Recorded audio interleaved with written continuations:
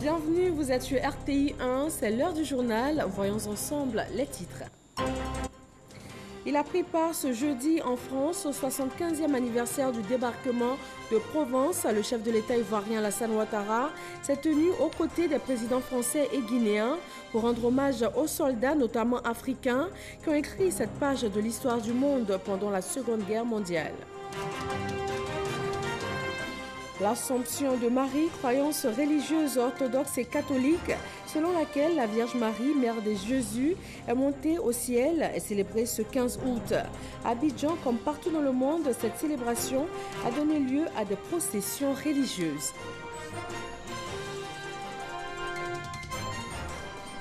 Droits de la femme en Côte d'Ivoire, le rapport d'évaluation 2019 a été présenté par le ministère de la Femme. Un document pour examiner l'efficacité des mécanismes nationaux mis en place pour la lutte contre la discrimination des femmes et l'égalité des genres. Et puis les tensions ne faiblissent pas à Hong Kong. De nouveaux rassemblements sont prévus alors même que Pékin masse des troupes aux portes du territoire autonome avec très peu de réaction de la communauté internationale. Bonsoir et bienvenue à tous. Ce jeudi 15 août, la France a célébré le débarquement de Provence, 75 années après. Une cérémonie officielle en présence des chefs d'État africains, dont le président Alassane Ouattara. Le chef de l'État français a demandé aux maires de France de renommer des rues en hommage aux soldats africains. Chiram Kofi Abola. Ça se passe en France, mais l'Afrique est aussi concernée. La cérémonie marquant les 75 ans du débarquement de Provence, ce jeudi à la nécropole nationale de Boulouri, en la mémoire de 464 combattants parmi lesquels des Africains. D'où la présence aux côtés du président français Emmanuel Macron de deux chefs d'État africains, le président guinéen Alpha Condé et le président ivoirien Alassane Ouattara. Le président de la République de Côte d'Ivoire, en prenant part à cette cérémonie, ne rate donc pas l'occasion de saluer comme il se doit et dans la fierté la contribution des soldats des anciennes colonies françaises à la libération de la France. C'est un moment très émouvant. Le professeur Alpha Condé, mon aîné, s'est exprimé au nom de nous deux. Vous avez entendu l'intensité de son discours et donc la commémoration, la gratitude et la fierté aussi que les Africains de nos pays aient contribué à la libération de la France à un moment crucial. Et donc nous sommes venus pour accompagner le président Macron qui voulait rendre hommage à tous les soldats de l'extérieur de la France, notamment les Africains, mais également d'autres nationalités. Et c'est un moment important pour donc les relations entre la France, la Côte d'Ivoire, la Guinée et le continent africain en général. Et nous le remercions de nous avoir associés à cet événement important. C'est aussi l'occasion pour le président français Emmanuel Macron, reconnaissant de rendre un vibrant hommage à ces soldats africains qui, selon lui, ont écrit une page cruciale de l'histoire de France, lui rendant sa liberté et sa dignité. En poursuivant, le président français indique que la France a une part d'Afrique en elle et sur le sol de cette Provence avec le sang de ces Africains versé. Et Emmanuel Macron de lancer séance tenante un appel aux maires de France. Il leur demande de faire vivre par le nom des rues, des places, des monuments ainsi que des cérémonies en France la mémoire de ces hommes qui rendent fière toute l'Afrique et qui disent de la France qu'elle est un engagement, voire un attachement à la liberté de toute l'humanité.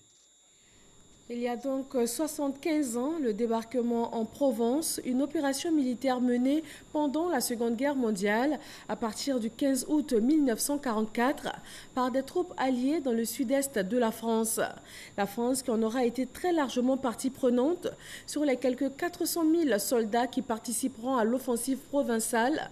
On en décompte pas moins de 250 000 sous les couleurs de la France, en grande partie des soldats venus d'Afrique, notamment d'Algérie, du Maroc, de la Tunisie ou encore du Sénégal.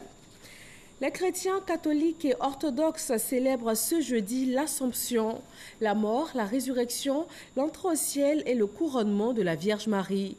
La célébration dans le district d'Abidjan avec Christian Mondé et Isaïo. Le 15 août de chaque année, les chrétiens catholiques du monde entier célèbrent la fête de l'Assomption. Une occasion pour le curé de la paroisse Saint-Marc de Yopougontois-Rouge d'expliquer le sens de cette fête. L'Assomption qui est la montée de le Seigneur qui fait monter avec son corps et son âme sa mère, la Vierge Marie. Et cette montée de la Vierge Marie, pour nous, c'est surtout de la réalisation de la promesse du Seigneur de faire participer toute l'humanité à sa gloire éternelle. Chants, prières, méditations ont consacré cette journée.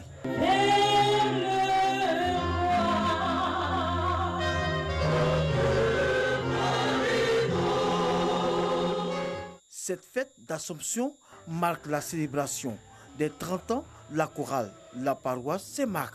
30 ans, c'est les noces de Pelle qui se découvrent aujourd'hui. Et je dis encore bonne fête à cette chorale qui a tenu, bravé beaucoup de challenges. J'ai été là depuis 1986 jusqu'à ce que la chorale se baptise en 89. Et là maintenant, nous faisons partie des anciens choristes. Nous sommes venus pour magnifier la Vierge avec nos frères et sœurs de la chorale Écho de l'Assomption. À la paroisse Saint-Jean de Cocody, les fidèles chrétiens ont aussi célébré la montée de la Vierge Marie vers le Père Céleste. Lorsque nous voulons comprendre l'Assomption de la Vierge Marie, nous sommes tenus de partir de la résurrection de notre Seigneur Jésus-Christ de Nazareth, comme il est stipulé dans la deuxième lecture que nous faisons, que nous donnons aujourd'hui dans nos différentes églises. Le Christ est le premier des ressuscités. Et donc la Vierge Marie va bénéficier de cette grâce de la résurrection de par l'entremise de son Fils. Et donc la Vierge Marie sera la première des sauvées. Et l'Assomption de la Vierge Marie est comme une anticipation de notre résurrection. Nous qui avons mis notre foi en Jésus-Christ de Nazareth. Offrandes et dons ont marqué cette fête. C'est aussi dans la ferveur que les paroisses Notre-Dame de l'Assomption de Koumassi-Prodomo et Saint-Joseph, époux de la Vierge Marie d'Abobo, ont célébré cette fête chrétienne qu'est l'Assomption. Théodore Zouzou et Godefroy Okambawa. La paroisse Notre-Dame de l'Assomption de Prodomo à Koumassi, devenue pour la circonstance exiguë. La raison, une double célébration, les 40 ans de la paroisse et la célébration de l'Assomption qui commémore la montée de la Vierge Marie, la mère du Christ. Nous célébrons la montée de la Vierge Marie au ciel et doublement, nous célébrons le quarantenaire de notre paroisse. Que tous les fils et filles de ce pays soient des hommes et des femmes, très humbles, humilité dans la parole, humilité également dans le comportement. Moment de prière, de méditation et d'offrande, des actes pour marquer leur attachement à la Vierge Marie. C'est la fête patronale. Donc nous pensons que c'est le moment le plus idoine de s'arrêter et pour rendre hommage à notre Vierge Marie. J'ai reçu beaucoup de grâces venant de la Vierge Marie et je viens en ce jour aussi lui témoigner mon amour par des offrandes et ma reconnaissance. Les autorités communales et d'autres communautés religieuses ont également pris part à cette célébration. L'église Papa Nouveau étant une église chrétienne qui a sa foi basée sur Dieu et Jésus-Christ, dont nous reconnaissons la Vierge Marie comme mère de Jésus, comme une mère qui a marqué l'histoire de la divinité de la religion. Donc tout chrétien doit pouvoir reconnaître la Sainte Vierge. Le curé de la paroisse a exhorté les fidèles à l'amour et à la cohésion sociale. À la paroisse Saint-Joseph d'Abobo, les fidèles ont également prié pour la paix en Côte d'Ivoire. Sachons regarder vers Marie, sachons mettre nos prières, notre espérance, notre chère Côte d'Ivoire dans les mains de la Vierge Marie. Elle nous a donné la paix. Elle-même s'appelle Notre-Dame de la paix. Nous prions donc pour que cette paix-là s'étende dès aujourd'hui à toutes les régions de Côte d'Ivoire. Dans l'église catholique, le 15 août, jour de la célébration de l'Assomption, est consacré exclusivement à magnifier la Vierge Marie. À Méagui, dans le sud-ouest de la Côte d'Ivoire, la montée de la Vierge Marie au ciel a aussi été commémorée dans les églises, dans la prière et dans la ferveur. David Soyo et Godefroy Okambawa. Le 15 août, jour d'allégresse pour les fidèles chrétiens catholiques. À Méagui, les fidèles ont investi les paroisses pour célébrer l'Assomption, la montée de la Vierge Marie au ciel. À la paroisse Saint-Ignace de la ville, le père célébrant Éric Ouédraogo a dans son homélie invité les fidèles à cultiver la paix et à renforcer la cohésion sociale et la fraternité. La montée de la Vierge Marie au ciel avec son corps et son âme. Voilà pourquoi la fête de l'Assomption est une grande fête pour l'Église catholique, parce que c'est l'occasion pour nous de faire monter toutes nos prières. Cette célébration est l'occasion pour les fidèles catholiques de la localité de témoigner leur attachement à la Vierge Marie. Elle est une mère pour nous, vraiment nous venons l'adorer, la magnifier, la chanter.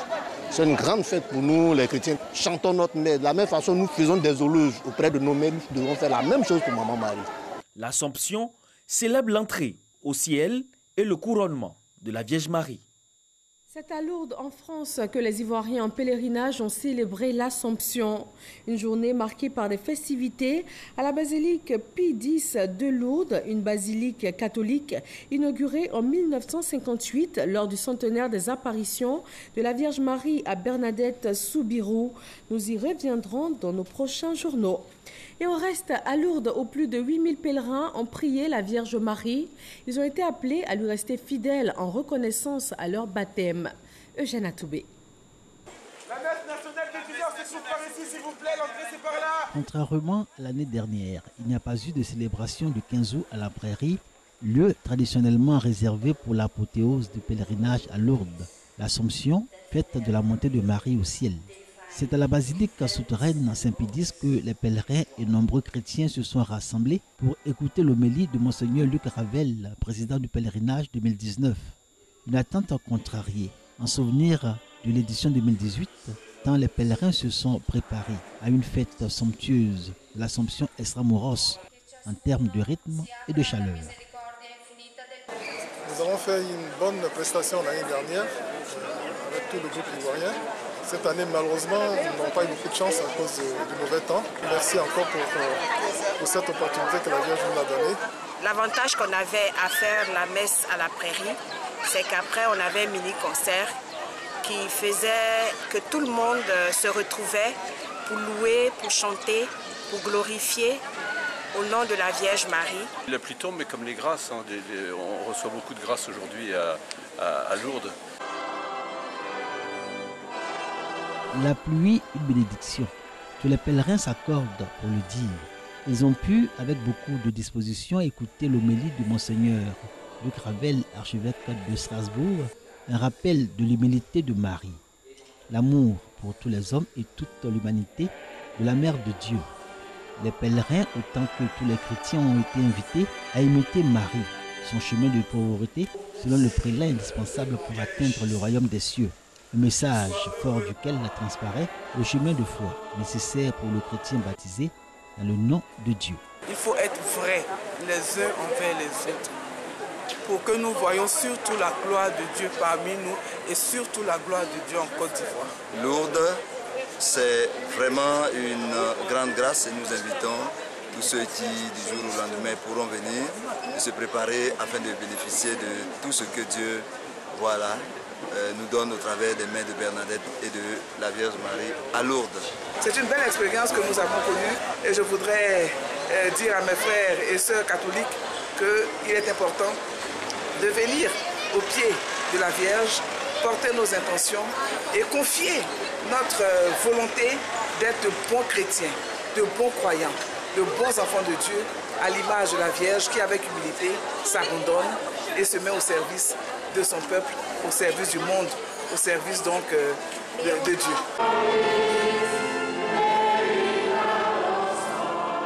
Lourdes, lieu de haute spiritualité mais également terre de rencontre et de communion. Les pèlerins se sont laissés porter par leur cœur. Par différents groupes, ils ont chanté pour la gloire de Marie, Notre-Dame de Lourdes. Le cœur en joie et heureux comme les pauvres, ils repartent de Lourdes totalement transformés. Direction le Portugal où on reste aussi dans l'esprit de l'Assomption.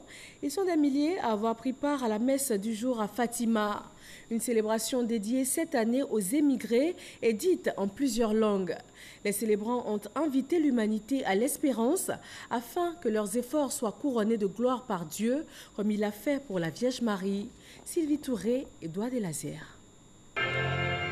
La gloire de Marie au thème de sa vie terrestre commémorée à la cathédrale Notre-Dame du Rosaire de Fatima au Portugal.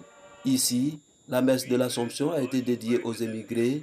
Elle a été dite en plusieurs langues, notamment le français, l'anglais, le portugais et l'espagnol. Dans son homélie, l'évêque célébrant a exhorté les fidèles à la conversion pour la paix dans le monde, comme l'a indiqué la Vierge de Fatima lors de ses apparitions.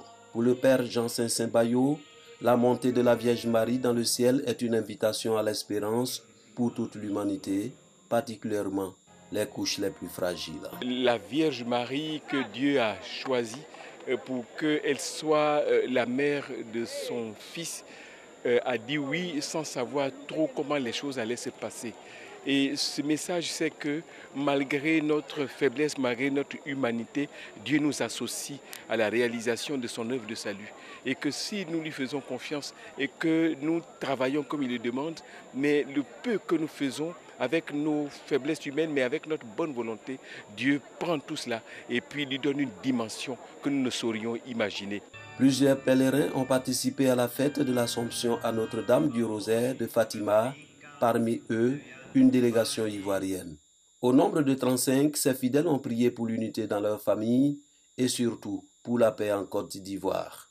J'ai compris effectivement que la Vierge, elle est au ciel et elle écoute nos prières.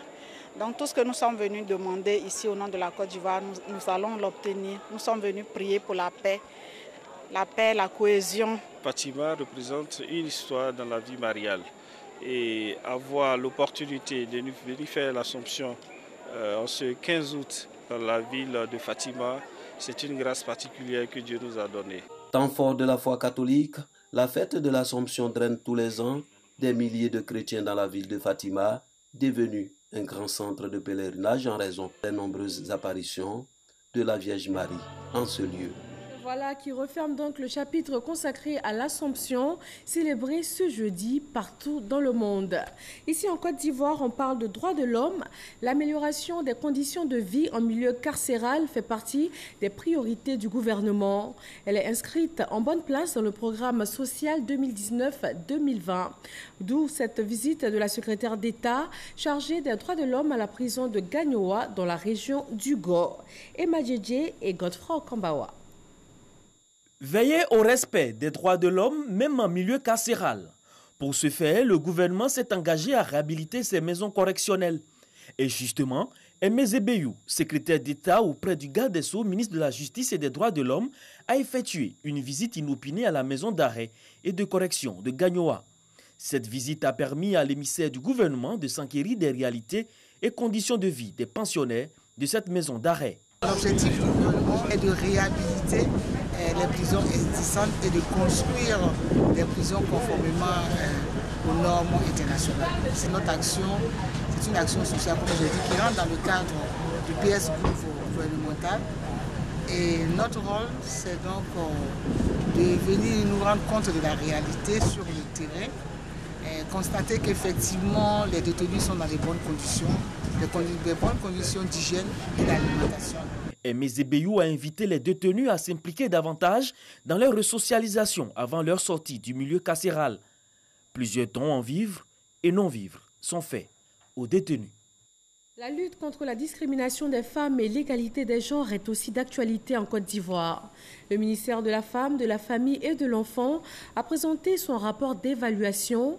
Il concerne la mise en œuvre du programme d'action de Beijing, un document qui vise à examiner pour la période 2015-2019 l'efficacité des mécanismes nationaux.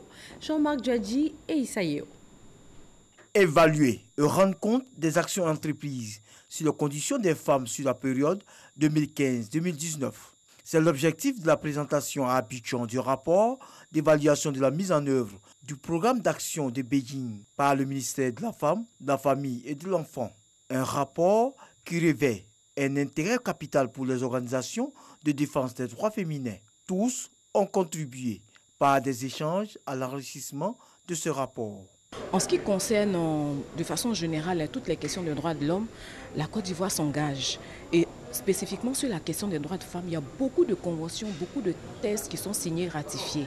Mais c'est la question de la mise en œuvre qui pose effectivement un problème. Le ministère en charge des femmes met en relief par cette évaluation les progrès accomplis et les mesures urgentes dans la promotion des droits de la femme et son autonomisation.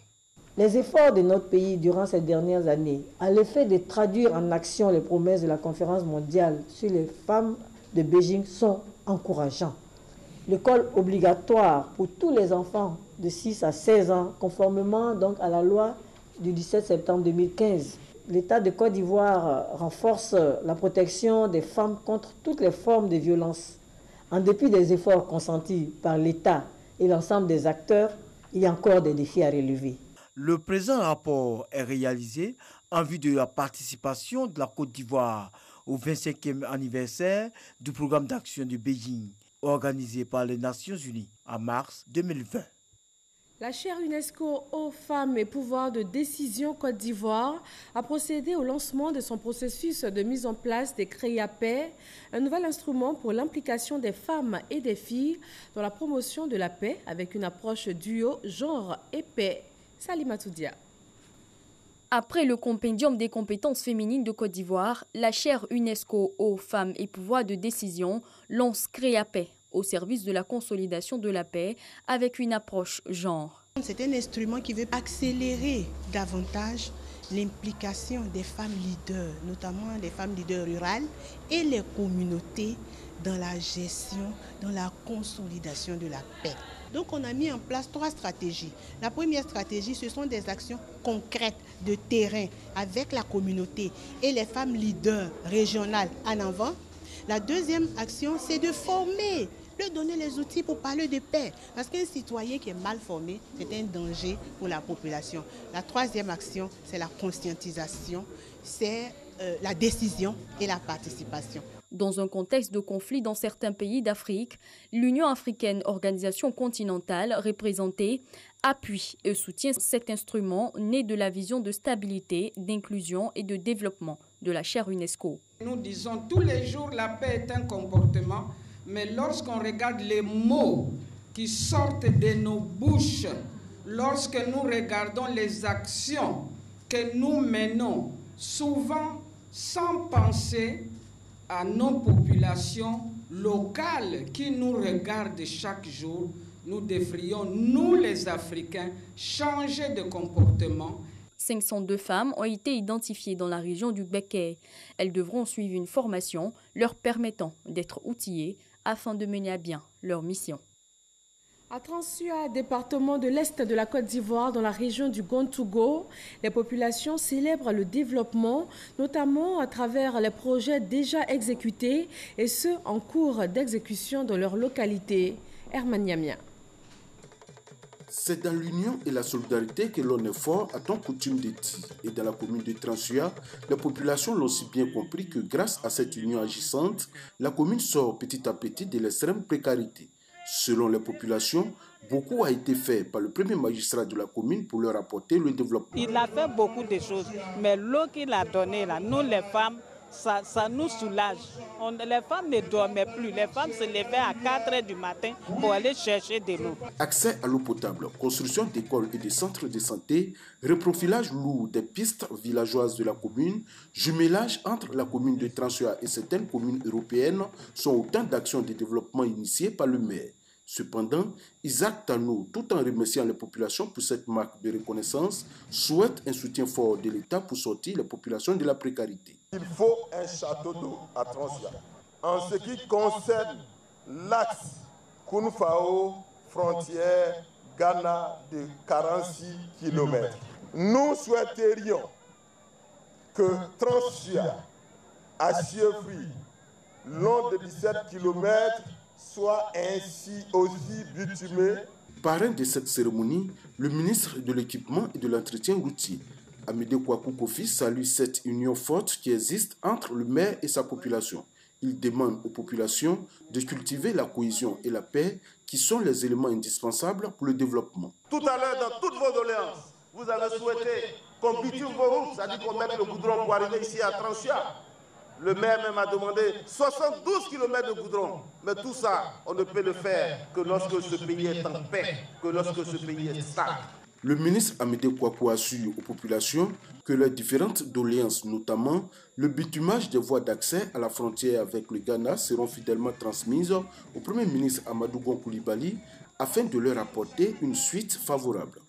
Direction la région des Grands Ponts, les élus et cadres du RHDP y multiplient les rencontres.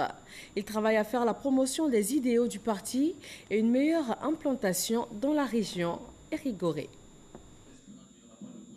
Élus et cadres de la région des Grands Ponts en ordre de bataille pour la victoire du RHDP en 2020. Ces élus et cadres sont du rassemblement des oufouettistes pour la démocratie et la paix. Ils échangent sur la stratégie qui va véritablement implanter ce parti dans leur région. Ces hommes politiques projettent de rencontrer toutes les populations des Grands Ponts afin de leur expliquer le bien fondé de cette décision. Si le développement économique n'existe pas, la cohésion sociale est mal. Donc cette cohésion sociale est le socle pour permettre le développement. Et c'est ce que je crois le gouvernement a fait depuis 2011, sous la houlette du président Alassane Ouattara, pour permettre à la Côte d'Ivoire d'avoir des records économiques que nous connaissons aujourd'hui et qui aujourd'hui développent le programme social du gouvernement pour apporter encore cette croissance économique. Convaincre aussi les cadres et élus de l'opposition à adhérer à cette idée fait partie de la stratégie. Le RHDP, c'est un appel, c'est un projet d'appel, n'est-ce pas, à construire une Côte d'Ivoire de paix. Un parti où il n'y a pas de clivage, il n'y a pas de conflit ethnique, il n'y a pas de conflit idéologique. Je crois que voici l'argument que nous présenterons et que nous présentons déjà aux autres cadres, n'est-ce pas, de notre grande région. Ces gens savent mieux que nous où est leur intérêt. Et leur intérêt, c'est de progresser. Le navire Côte d'Ivoire est en pleine vitesse et je pense que personne ne veut rester sur la berge. À travers cette décision, ces cadres et élus de la région des Grands Ponts entendent faire profiter à leur population des fruits de la croissance grâce à des grands projets de développement prévus dans cet endroit de la Côte d'Ivoire. Le ministère de la Culture et de la Francophonie déploie son programme Route de l'esclave au Brésil. Après des recherches menées sur le sol ivoirien, le comité scientifique du programme va à la rencontre des Ivoiro-descendants dont les ancêtres ont été déportés depuis les côtes ivoiriennes pour être conduits dans les plantations brésiliennes. Serge Coléa. C'est à Porto de Galinhas, un des nombreux sites de la route de l'esclave au Brésil, que la délégation du ministère de la Culture et de la Francophonie débute sa mission. Cet ancien village de pêcheurs de récifs dans l'état de Pernambuco tire son nom de la traite négrière. Ici, malgré l'abolition de l'esclavage dans le pays, ce commerce continuait de se pratiquer. Les contingents de captifs venus d'Afrique par bateau étaient dissimulés sous des commandes de poules, les galinas en portugais, d'où l'appellation galinas devenue un code pour désigner ce trafic d'êtres humains. Porto de Galinhas constitue aujourd'hui une plage célèbre visitée par des milliers de touristes tous les jours. Un autre site symbole de l'esclavage se trouve à Olinda, ville voisine à Recife. C'est l'ancien marché des esclaves de Ribeira transformé en atelier de peinture et d'artisanat. À vue d'œil, on se rend compte que les magasins sont d'anciennes prisons où étaient parqués les Noirs avant la vente sur cet espace plein air qui fait office de parking aujourd'hui. Ces lieux-là, on avait la vente des esclaves. Les esclaves qui partaient vers les portes des Porto de Galinhas, ils étaient envoyés ici pour être vendus. Donc ces lieux-là remontent de 1640. C'est l'année de fondation de ces marchés de vente d'esclaves. Le professeur Toubo Kofi et les autres membres de l'équipe ont eu à Recife des rencontres, d'abord à la fondation Joachim Nabuco. La fondation a été créée en 1849 par l'historien Joachim Nabuco. Pour lui, l'esclavage restera pour longtemps comme la caractéristique nationale du Brésil. Le directeur de cette fondation s'engage à aider la Côte d'Ivoire. Le ministère de la Culture et de la Francophonie bénéficie aussi du soutien de la vice-gouverneure de l'État de Pernambuco. Toutes les autorités, de façon unanime, se sont montrées réceptives et se sont montrées disponibles à travailler avec nous, à collaborer avec nous pour que nous puissions réellement réussir une belle mise en œuvre de notre projet Route de l'esclave en Côte d'Ivoire. L'histoire nous prouve cela, que ce soit en Hollande, que ce soit au Portugal, que ce soit en Angleterre, que ce soit en France. Nous avons la certitude, même au Brésil ici, que des Ivoiriens sont venus ici, dans cette partie du nord-est, précisément dans l'état de Pernambouc. En tout cas, la coopération va se faire de la meilleure manière possible. Une rencontre entre universitaires a également meublé le séjour de la délégation ivoirienne à Recife. Dans l'actualité internationale, les tensions ne faiblissent pas à Hong Kong entre les militants pro-démocratie et les autorités chinoises. Alors que de nouveaux rassemblements sont prévus, Pékin masse des troupes aux portes du territoire autonome et menace d'une répression sévère pour mettre fin au mouvement qui dure depuis maintenant 10 semaines consécutives. La communauté internationale, de son côté, réagit assez timidement face à cette crise, avec pour l'heure des appels au calme, au dialogue et à la retenue venant notamment du Haut Commissariat des Nations Unies aux droits de l'homme ou encore de la France. Et c'est tout pour ce soir. Merci de suivre RTI 1. Bonne fête de l'Assomption à tous.